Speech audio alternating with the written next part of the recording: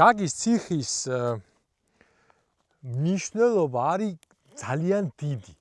საქართველოში ძალიან ბევრი კარგი ციხე გვაქვს, მაგრამ თუ შევხედავთ მის ადგილმდებარეობას და შეგიძლიათ რუკაზეც დახედოთ, ნახავთ, რომ ის არის შედარებით გაშლილ ველზე, ბუნებრივ კლდეზე აგებული და აკონტროლებს ფაქტიურად მთლიანად სამხრეთ და სამხრეთ-დასავლეთი, ანუ მტკვრის ხეობიდან მომავალ გზებს და მის სტრატეგიული მნიშვნელობა იყო ძალიან დიდი. როგორც ირინე თქვა, ციხის მთავარი ისტორია იწყება მე-11 საუკუნის დასაწყისიდან და გრძელდება დაახლოებით მე-13 საუკუნის ბოლომდე, მე-14 საუკუნის დასაწყისამდე.